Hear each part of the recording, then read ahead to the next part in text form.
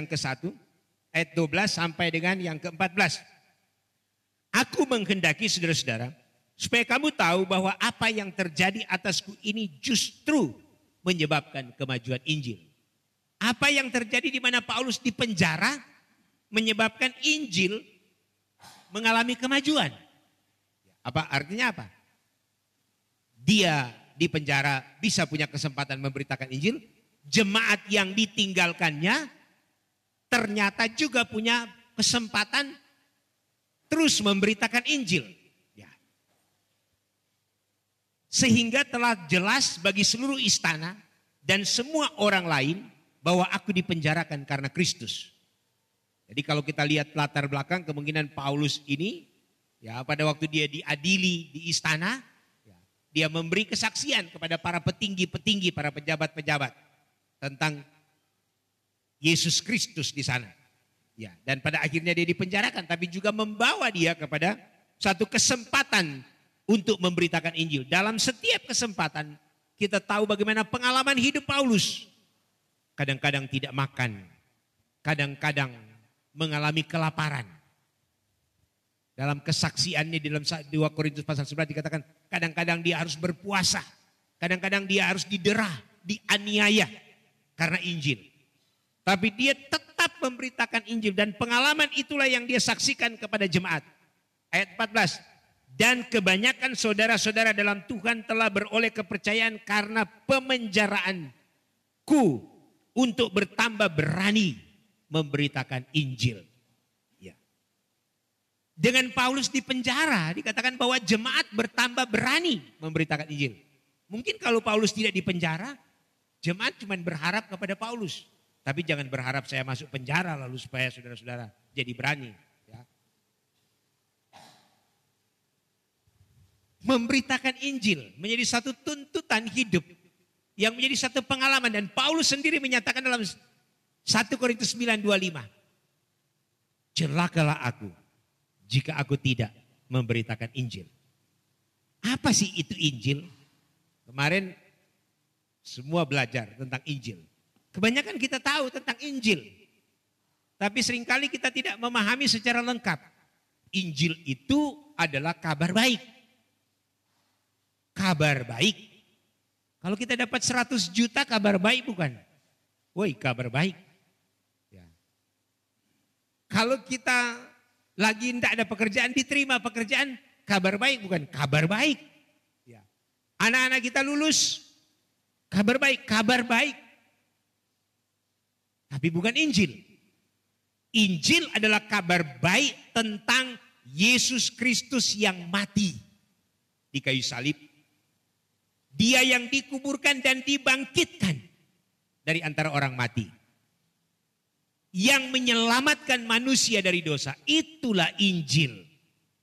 Injil yang utuh. Ya. Jadi Injil bukan kalau Anda jadi orang Kristen pasti Anda diberkati. Itu bukan Injil. Ya. Saya beritahu kepada semua staf tutor tim yang ada kemarin. Ya kan? Kita bersibuk-sibuk dengan banyak kegiatan, dengan capek dengan semua yang kita lakukan di PPA. Kerja dari pagi sampai malam. Tapi kalau kita tidak menyampaikan Injil kepada orang yang Tuhan berikan kepada kita di tempat ini, kita mengerjakan sesuatu yang sia-sia. 7 tahun PPA ada di sini. 17 tahun kita ada. Ya. Kalau Injil tidak diberitakan, kalau Yesus tidak diberitakan, kita hanya berputar-putar dengan kehidupan kita yang rutinitas sebagai orang beragama. Jangan tunggu menderita. Seperti Paulus. Mungkin kita sulit berbicara. Tapi kita bisa berdoa. Untuk orang-orang yang memberitakan Injil. Mungkin kita tidak bisa pergi. Tapi kita bisa menolong mereka, mendukung mereka dalam doa. Mungkin juga dalam kehidupan kita ada berkat yang kita terima dari Tuhan. Banyak cara, banyak metode. Bahkan kita bisa akan melihat bagaimana sekalipun ada orang yang mungkin caranya berbeda, motivasinya lain. Tapi Injil diberitakan. Dan tidak mempengaruhi Paulus di dalam motivasi dan tekadnya, keyakinannya terhadap pengalaman hidupnya dalam pemberitaan Injil. Yang kedua, bagian kedua pasal 1 ayat 15 sampai 17. Filipi pasal 1 ayat 15-17. Ada orang yang memberitakan Kristus karena dengki dan perselisihan. Hari-hari ini di YouTube kita bisa lihat bagaimana orang, ya dari orang seberang, tidak tahu Alkitab tapi dia memberitakan tentang Yesus katanya seperti ini, Yesus katanya seperti ini. Ya. Metodenya salah. Dia mau menyerang kita supaya dia iri dan supaya kita itu sakit hati, supaya kita itu marah. Ya. Tapi tanpa dia sadari, dengan begitu dia sedang memberitakan tentang Yesus. Ya. Membuat perselisihan juga. Tetapi ada pula yang memberitakan Kristus dengan maksud baik. Ada yang punya maksud baik. Ya. Di bagian lain Paulus bilang ada orang memberitakan Kristus untuk kepentingan perutnya sendiri. Ada. Ya. Mengatasnamakan pelayanan. Tapi sebenarnya hanya untuk kepentingan sendiri. Pelayanan menjadi label, menjadi pakai. Ya kan? Karena kalau kita bicara pelayanan kan orang muda, ya tergeraklah, orang muda kasihan. Tapi sebenarnya kepentingan sendiri yang dipikirkan. Tapi Paulus berkata, tidak ada masalah, no problem. Ayat 16, mereka ini memberitakan Kristus karena kasih. Tapi jemaat dia berkata, memberitakan Yesus. Karena dorongan kasih yang menggerakkan. Karena kasih yang besar dari Allah yang sudah menyelamatkan sehingga ada kerinduan kepada jemaat untuk memberitakan Kristus. Sebab mereka tahu bahwa aku ada di sini untuk membela Injil. Paulus terpenjara karena Injil ayat 17. Tetapi yang lain karena kepentingan sendiri dan dengan maksud yang tidak ikhlas. Sangkanya dengan demikian mereka memperberat bebanku dalam penjara. Banyak orang. Sekarang ini banyak cara. Apalagi dengan kecanggihan teknologi. Ya, saya berkhotbah hari ini kalau ini disiarkan orang yang di mana saya tidak tahu bisa dengar.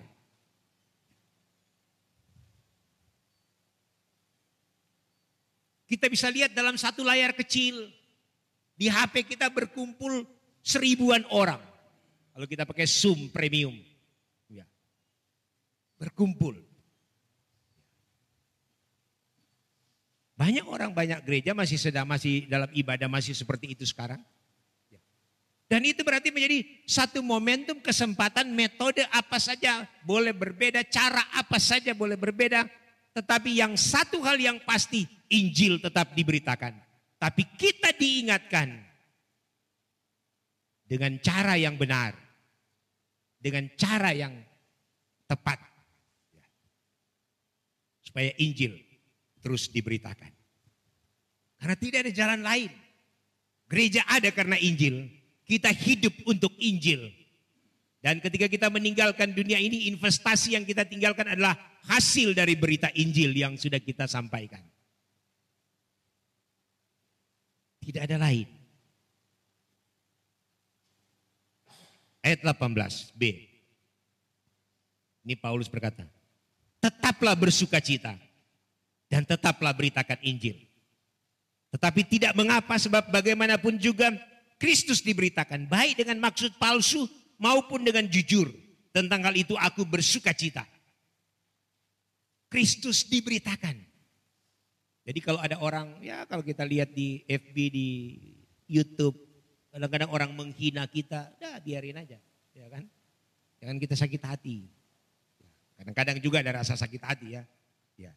Saya juga pernah komen, saya tanya kenapa kok enggak beritakan aja yang Anda yakini kebenaranmu. Bukan beritakan yang orang punya gitu. Ya kan? Akhirnya salah. Tapi tanpa sengaja itu sudah menjadi bagian memberitakan Injil. Maksudnya tidak baik, iri, dengki. Maksudnya palsu, ya, tidak benar. Tapi pada akhirnya Roh Kudus bisa memakai setiap cara metode asalkan Injil itu tetap diberitakan. Mengapa Injil harus diberitakan? Tetap bersukacita karena Injil Yesus Kristus itulah yang menyelamatkan. Kabar baik tentang Yesus itulah yang dibutuhkan oleh dunia sekarang ini. Ya. Tidak ada yang lebih yang diharapkan dari dunia hari-hari ini kecuali kita harus memberitakan Injil, memberitakan firman Tuhan. Roma 1 ayat 16 dan 17 berkata, sebab aku mempunyai keyakinan yang kokoh dalam Injil. Terjemahan bahasa Inggris sebenarnya, aku merasa malu. Ya. Tapi di dalam bahasa Indonesia dipakai, aku mempunyai keyakinan yang kokoh. Terhadap aku tidak malu ya. Aku tidak malu karena Injil. Sebab Injil adalah kekuatan Allah yang menyelamatkan. Ya. Bukan denominasi gereja yang menyelamatkan. Bukan organisasi menyelamatkan. Bukan pendeta menyelamatkan. Walaupun kadang-kadang orang sudah ada yang sudah mendewakan pendeta seperti Tuhan. Ya, mengganti Tuhan. Ya. Tapi yang menyelamatkan adalah Injil. Injil yang membawa orang kepada keselamatan di dalam Yesus Kristus. 1 Korintus 15 ayat 3 dan 4. Inti Injil itu adalah memberitakan tentang, Paulus berkata, sebab yang sangat penting telah kusampaikan kepadamu, yaitu bahwa Kristus telah mati karena dosa-dosa kita. Sesuai dengan kitab suci, bahwa ia telah dikuburkan dan bahwa ia telah dibangkitkan pada hari yang ketiga. Sesuai dengan kitab suci. Itulah Injil.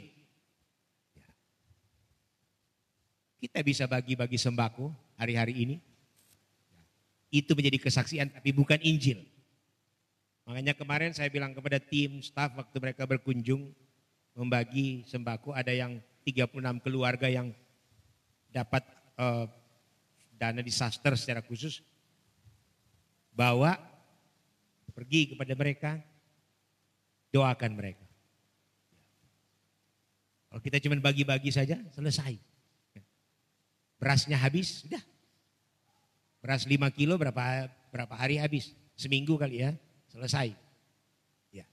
Tapi kalau kita beritakan Injil kepada mereka, ingatkan tentang Yesus Kristus.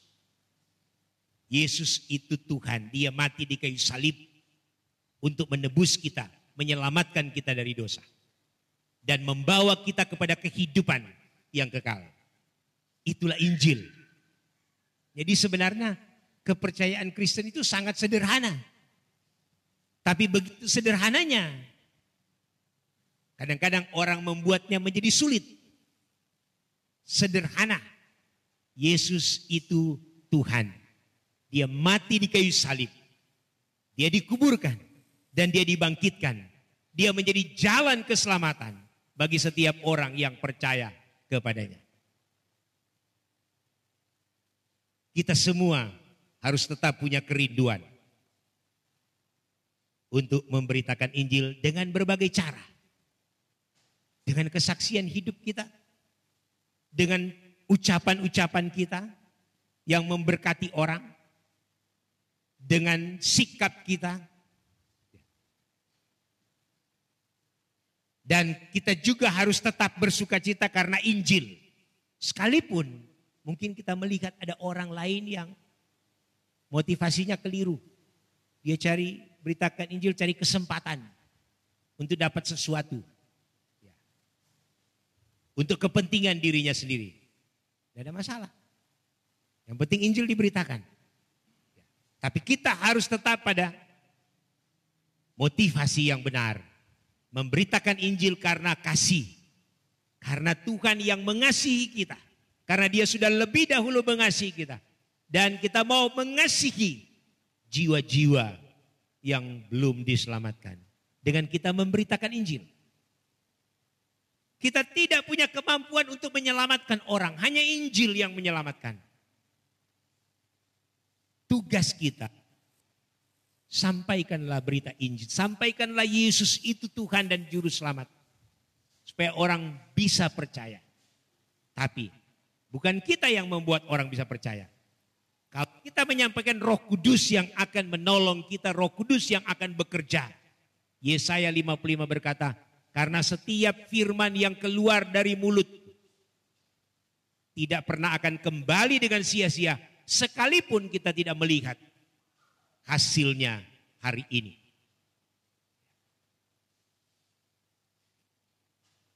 Ada yang menanam, ada yang menabur. 30 tahun yang lalu ada orang menanam di tempat ini. Saya mungkin bagian dari menabur. Ya, saya mungkin bagian dari menuai, ya kan? Menuai. Nanti mungkin setelah berikutnya ada orang yang tinggal menikmati. Menanam, menabur, ya menuai. Tapi prinsip dasarnya Allah yang memberikan pertumbuhan. Allah sumber segala-galanya. Dia sumber keselamatan. Tapi setiap kita orang percaya harus ada kerinduan untuk itu. Kerinduan menyampaikan kabar baik dan bersuka cita. Kadang-kadang gereja ini bermasalah, bertengkar hanya soal apa? Soal jemaat ini pindah di sana, jemaat ini pindah di sana. Saya bilang kepada teman-teman pendeta yang satu kali ada perdebatan di itu karena ini gara-gara pandemi ini dia. Janganlah katanya kunjungi jemaat orang. Karena kan tidak datang di gereja, tidak tahu dia dengar khotbah siapa. Ya kan?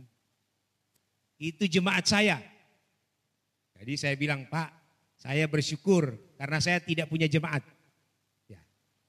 Jadi kalau dia pindah, ya mungkin dia rasa rumputnya di sana lebih hijau. Ya kan? Ya. Rumputnya lebih hijau, makanannya lebih enak. Tapi kalau kita bilang itu jemaat saya, kalau dia pindah saya sakit hati. Karena apa? Persembahan berkurang. Satu kali ada pendeta datang ke sini. Pendeta di daerah seberang sedikit dari Rasau. Datang di konsultasi. Pak pendeta, saya ini marah dengan pendeta ini. Saya tanya kenapa? Itu ada jemaat saya yang saya layani. Dan saya kalau saya pergi di situ pasti dikasih makan. Pulang dikasih amplop. Ya kan? Tapi sekarang pendeta ini pergi lalu dia pengaruhi. Dan akhirnya sekarang dia pindah. Saya bilang begini sama dia, Pak, Bapak sakit hati ya? Iya. Karena Bapak berharap memberitakan Injil kepada dia untuk dapat sesuatu dari dia. Ya. Makanya ketika dia pindah, Bapak sakit hati. Ya. Ya, karena apa? Karena Bapak cuma berharap dari persembahannya. Ya. Bukan karena hidupnya. Dia terdiam, dia bilang, oh iya ya. Ya. Kan ini kan jemaat Tuhan, saya bilang begitu. Kalau jemaat itu memang merasakan pertumbuhannya, ada di tempat yang nyaman, di mana dia duduk di sana nyaman, yang penting dia bertumbuh dalam iman. Injil di sana juga diberitakan. Kenapa kita harus sakit hati? Ya. Semua jemaat Tuhan. Kalau saya bilang jemaat saya, iya sakit saya. Kecewa. Waduh udah lama dengan saya udah gini-gini. Tiba-tiba karena ada pekerjaan, di sana dapat susu, di sana dapat kue. Ya kan? Dulu ada pelayanan di dekat-dekat sini, kasih susu, kasih apa lagi? kue sama anak-anak. Saya bilang tidak apa-apa, biarin aja. Kalau susu dan kuenya sudah habis pasti mereka balik. Gitu. Ya. Motivasinya memang keliru. Memang dia memberitakan Injil. Tapi keliru. Metodenya mungkin salah. Tapi dia memberitakan Injil. Bersukacita. Ya, Paulus bilang, tetap bersukacita. Nah apa-apa bersukacita. Karena Injil diberitakan. Karena kita tidak sempat ngomong, tidak sempat menyampaikan sesuatu. Orang lain yang menyampaikan dengan cara yang berbeda. Tidak apa-apa. Injil diberitakan. Apapun situasinya, apapun kondisinya, apapun keadaannya, bagaimana caranya. Mari kita bersukacita dalam segala situasi dalam Yesus. Karena Injil yang menyelamatkan setiap orang terus diberitakan. Di berbagai tempat, dengan segala cara, dengan segala metode apapun. Yesus Kristus Tuhan, dia adalah satu-satunya juru selamat. Yang bisa membawa orang kepada keselamatan. Yang bisa melepaskan kita dari dunia ini. Kita berharap COVID ini segera berlalu. Kita tidak tahu situasinya anak-anak akan masuk mulai hari Senin. Tapi dalam ketidakpastian. Dan kita tidak tahu. Baru-baru kemarin lagi dibilang di Afrika ada virus baru. Ya. Muncul. Belum selesai COVID. Ya kan? Udah mau muncul yang lain.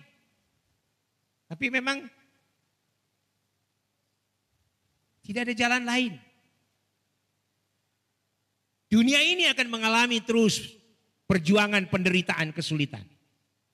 Tapi Matius 24 ayat 14. Ini khotbah Yesus di buku. Khotbah Yesus tentang akhir zaman. Injil kerajaan ini harus disampaikan kepada segala suku bangsa. Baru tiba. COVID bukan akan membunuh semua orang. Bencana alam yang sedang terjadi di Tiongkok, di mana-mana sekarang ada banjir, tanah longsor. Tidak akan menyelesaikan dunia ini dengan penderitaannya. Penyakit yang datang juga tidak akan menyelesaikan dunia ini. Kelaparan juga tidak. Yang akan mengakhiri dunia ini adalah dikatakan, kalau Injil kerajaan ini diberitakan kepada segala bangsa, barulah tiba kesudahannya. Mungkin saja sekarang dekat-dekatnya. Karena apa? Hampir semua orang dengan teknologi ini bisa dengar Injil. Dia di hutan di mana saja bisa dengar Injil dengan teknologi yang ada hari-hari ini. Terus diberitakan di mana-mana di seluruh penjuru dunia.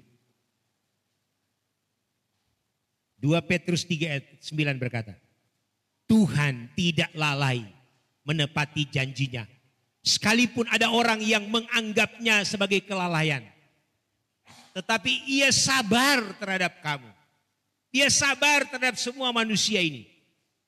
Dengan kesempatan supaya manusia berbalik dan bertobat datang kepada Tuhan. Dan cara satu-satunya untuk manusia bertobat adalah Injil itu diberitakan. Apa itu Injil? Injil itu adalah Yesus Kristus yang menjadi Tuhan dan Juru Selamat yang mati di kayu salib. Yang dikuburkan dan yang dibangkitkan. Dialah yang bisa menyelamatkan kita. Dialah juga yang bisa menyelamatkan dunia ini. Dialah juga yang bisa menyelamatkan semua orang dari setiap suku bangsa yang mau datang bertobat. Menyembah engkau, menyembah dia Yesus, Tuhan dan Juru Selamat. Mari kita bersukacita.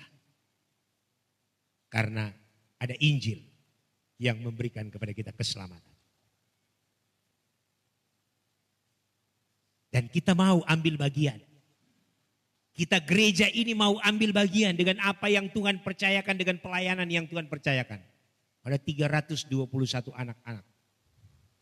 Tambah orang tua kurang lebih 200-an. Tambah komunitas. Kita banyak. Tapi kita punya kesempatan itu. Mari kita gunakan hidup kita sebagai kesempatan. untuk menyampaikan kabar baik. Yesus Kristus Tuhan dan Juru Selamat. Dan ketika kita melihat orang dengan berbagai cara metode di dalam pelayanan, dalam pemberitaan Injil yang mungkin seringkali tidak sesuai dengan apa yang menjadi harapan kita. Paulus bilang, tetaplah bersukacita. Ayat 18 berkata begini. Tetapi tidak mengapa, sebab bagaimanapun juga Kristus diberitakan, baik dengan maksud palsu maupun dengan maksud murni. Injil harus diberitakan sampai ke segala suku bangsa. Barulah tiba kesudahannya. Masih ada sekitar 120-an suku di Indonesia yang bisa dikatakan belum mendengar Injil lebih dari 1%. Tapi yang menarik, ada video yang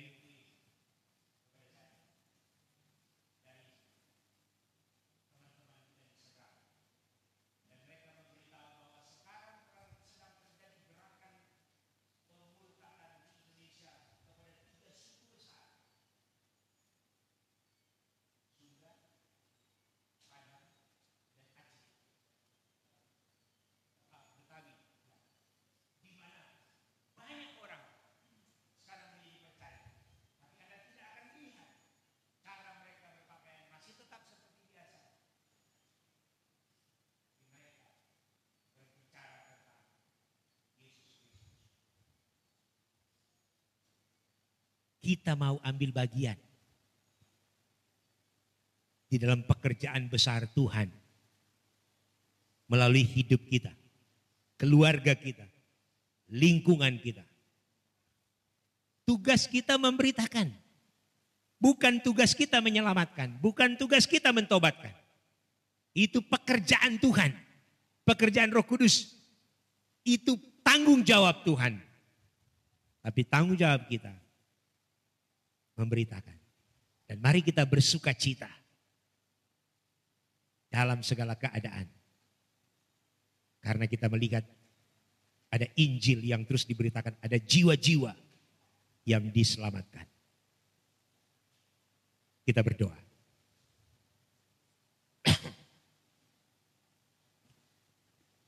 Biarlah kita masing-masing datang kepada Tuhan. Tuhan memberi kita kesempatan, Tuhan memberi kita hidup di tengah-tengah situasi yang penuh dengan ketidakpastian. Tapi kita punya satu kepastian tentang hidup. Karena Injil, Yesus Kristus yang menyelamatkan. Dan kita dapat tetap bersuka cita untuk Injil yang membawa kita kepada keselamatan.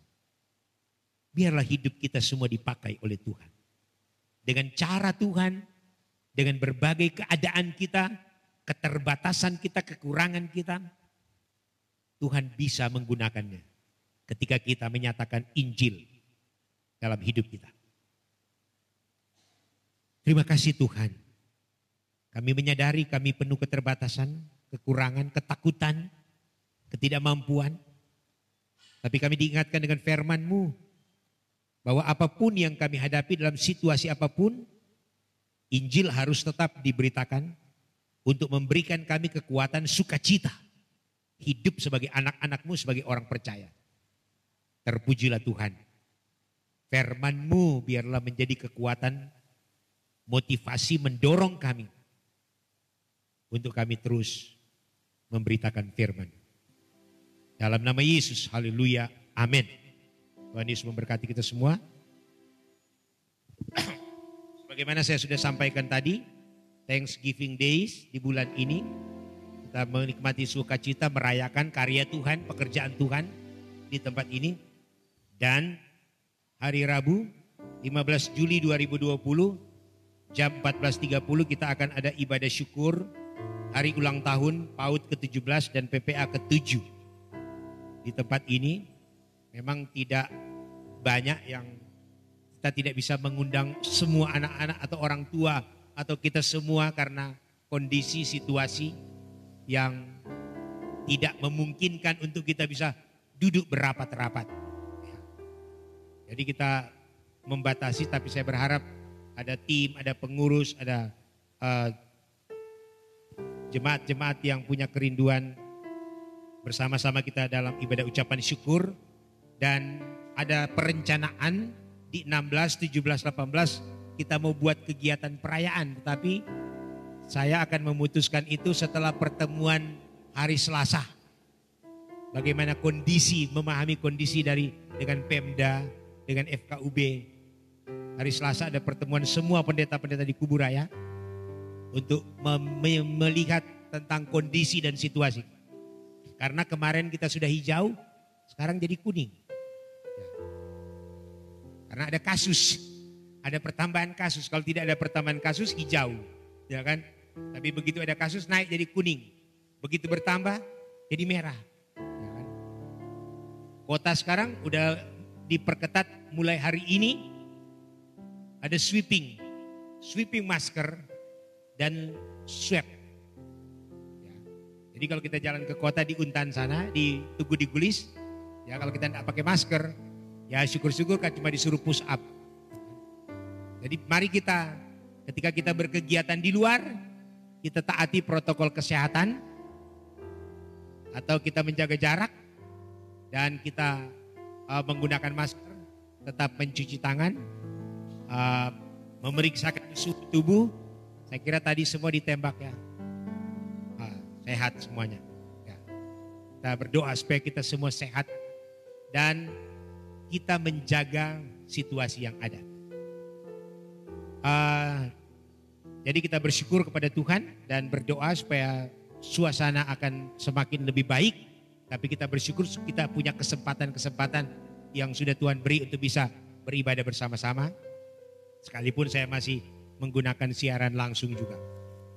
Yang berikut yaitu kita doakan keluarga hamba Tuhan Pendeta Henggit Undo. Sudah dipanggil Tuhan hari ini. Kebanyakan kita kenal Pendeta Hengki. Beliau yang menjadi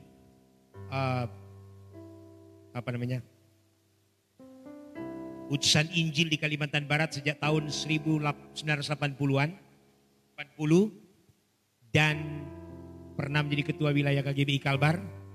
Dan melalui beliau gereja ini bisa diorganisasikan dengan pertaruhannya. Pada waktu dia menjabat sebagai ketua wilayah pada waktu itu. Dan kita doakan supaya keluarganya diberi kekuatan penghiburan. Memang sudah lama sakit, 16 tahun kurang lebih sakit. Tapi masih berkhotbah. Saya pikir masih sekali saya undang dalam keadaan udah pakai kursi, dia berkhotbah di tempat ini. Jadi nanti mungkin siang saya dengan ibu mau ke sana melihat apakah di mana disemayamkan, saya belum tahu. Meninggal tadi pagi di rumah sakit Antonius. Kiranya Tuhan menolong keluarganya. Kita juga berdoa untuk yang sakit supaya Tuhan terus memulihkan, beri kesehatan. Ada suami Ibu Liha ya, Bapak ya, masih sakit ya Bu. Ya kita doakan supaya Tuhan pulihkan, sembuhkan, dan berdoa untuk anak-anak yang secara formal besok masuk kelas tetapi masih dalam kondisi belajar di rumah. Kita sudah merencanakan PPA akan berkegiatan mulai hari Rabu dan tanggal 20 mulai beraktivitas, tapi seminggu sekali dengan batasan satu kelompok 8 orang. 8 sampai 10 orang. Ya. Dalam rencana. Ya, jadi kita doakan supaya ini bisa terlaksana. Ya. Biarlah Tuhan menolong semuanya. Kiranya Tuhan memberkati kita semua, dan saya memang di bulan ini sengaja belum tidak mencantumkan jadwal pelayanan karena situasi. Tapi saya berharap kita bisa, yang tim pelayanan yang punya kerinduan untuk melayani, silakan datang dan memberi diri untuk melayani. dengan kesiapan. Ya, kita hampir tidak siap ya, dalam beberapa waktu karena kondisi, ya, tapi kita harus siap dalam pelayanan. Ya, apalagi kita dilihat banyak orang pasti, ya kan. Jadi kiranya kita semua mempersiapkan diri untuk memberikan waktu kita, hidup kita untuk melayani Tuhan. Ya. Kiranya Tuhan memberkati kita semua. Kita akan nyanyikan pujian penutup kita untuk mengakhiri ibadah kita. Hatiku percaya.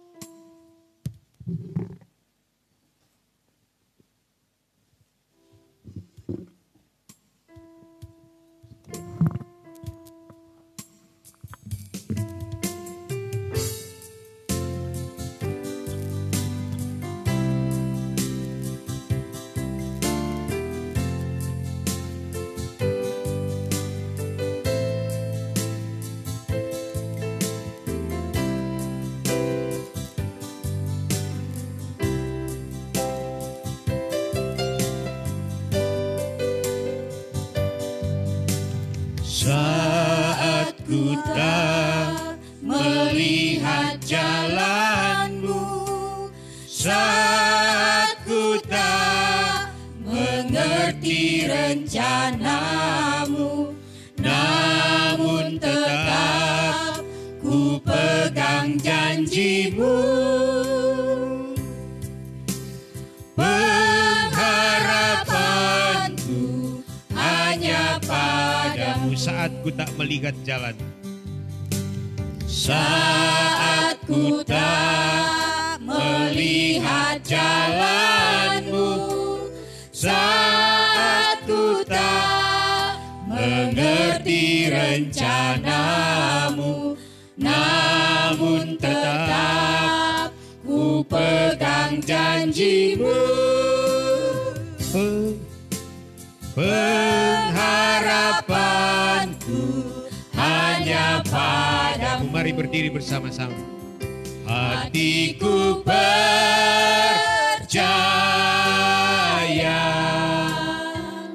hatiku percaya,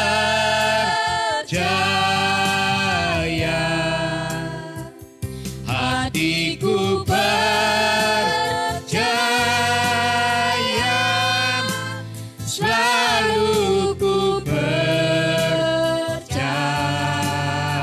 Lord, I will trust in you. Lord, I will trust in you. Lord, I will trust in you. Lord, I will trust in you. My heart will trust in you. Hatiku percaya. Hatiku percaya,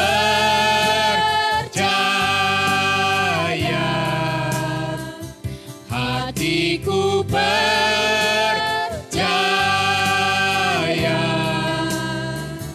hatiku percaya, selalu ku percaya, selalu ku percaya.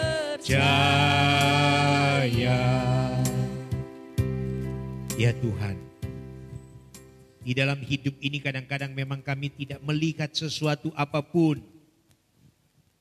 karena ketidakpastian yang kami hadapi. Tapi hati kami tetap percaya karena kami memiliki Injil yang menyelamatkan. Karena Engkau Yesus Kristus yang sudah mati di kayu salib untuk kami, menyelamatkan hidup kami, mengangkat kami ke dalam kemuliaan-Mu, menjadi anak-anak-Mu. Untuk kami boleh menjadi bagian dari karya-Mu di dunia ini ya Tuhan. Tuhan, kami berdoa untuk kehidupan kami semua, keluarga kami masing-masing, usaha dan pekerjaan, pendidikan anak-anak kami letakkan kepadamu. Kesehatan kami semua Tuhan berkati. Kami berdoa untuk suami Ibu Liha yang dalam pemulihan Tuhan menjamah terus dan memulihkan dengan kuasa-Mu. Dan kami juga berdoa ya Tuhan, kalau ada di antara jemaat-Mu yang lain mungkin yang ada di rumah yang sedang dalam keadaan kesehatan terganggu, Tuhan Engkau memulihkan dengan kuasa-Mu. Bapak, kami menyerahkan untuk pergumulan-pergumulan kami dalam kelanjutan pendidikan anak-anak kami yang akan mulai berkegiatan pada besok hari dengan situasi yang tidak pasti. Tapi kami mohon pertolongan Tuhan, bimbingan Tuhan, kuasa Tuhan yang akan menuntun anak-anak kami kepada masa depan mereka di dalam kasih dan anugerah Tuhan. Tuhan, kami menyerahkan untuk seluruh kehidupan jemaat-Mu hari demi hari. Dalam segala kehidupan pergumulan, keluarga, suami, istri, anak-anak, orang tua. Tuhan berkatilah. Kami juga berdoa untuk bangsa ini Tuhan, kami letakkan kepadamu. Biarlah bangsa kami akan terus mengalami pemulihan dalam segala situasi dengan kondisi yang dihadapi. Kami berdoa untuk semua masyarakat supaya bersama-sama juga berpartisipasi, berperan dalam tanggung jawab yang ada dengan situasi yang dihadapi. Tuhan, kami menyerahkan kepadamu ya Tuhan untuk keluarga Pendeta Hengki Tumundo, istri dan anak-anak dan cucu-cucunya. Tuhan, biarlah Engkau memberi mereka perlindungan, penyertaan, penghiburan dari Tuhan. Karena Engkau yang sudah memanggil hamba-Mu ini kembali kepadamu ya Tuhan. Kiranya pertolongan dari Tuhan, kekuatan dari Tuhan menjadi bagian keluarga yang ditinggalkan. Dan kami menyerahkan semua hal yang akan dilakukan di dalam proses pemakaman nanti. Tuhan yang akan menuntun dan memberkati. Terima kasih Bapa, terpujilah Engkau. Kami menyerahkan hidup kami sepanjang minggu ini. Ada kegiatan yang akan kami lakukan di minggu ini. Ucapan syukur ulang tahun PPA dan PAUD yang akan dilaksanakan pada hari Rabu. Tuhan tolong supaya semua dalam kontrol dan perlindungan Tuhan. Dan kami berdoa juga untuk kegiatan yang akan dilaksanakan dalam tahun fiskal ini. Tuhan berkati semua tim yang ada, baik staf dan relawan. Berkati PF dan Compassion dalam kemitraan, kerjasama yang sudah dibangun. Berkati para donor, sponsor yang mendukung anak-anak. Biarlah Tuhan yang akan terus memelihara, memberkati kehidupan mereka. Kami serahkan seluruh pergumulan kami dan pelayanan yang Tuhan beri bagi kami. Biarlah menjadi kemuliaan bagi nama-Mu ya Tuhan. Dan Engkau ditinggikan karena Injil-Mu yang terus diberitakan. Terima kasih Tuhan. Jemaat-Mu boleh terus mengalami pertumbuhan iman, kekuatan, pengharapan di dalam Tuhan.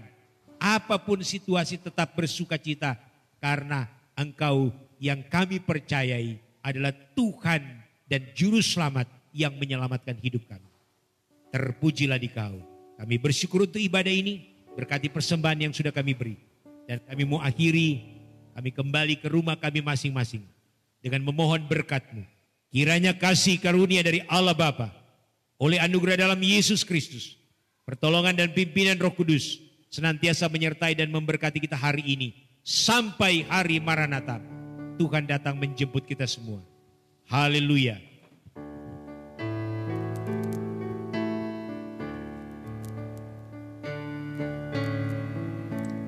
Rahmat Tuhan Yesus Kristus, kasih Bapa di surga, dan karunia Roh Kudus kiranya tetap serta. Amin. Selamat berhari Minggu, Tuhan Yesus memberkati kita semua.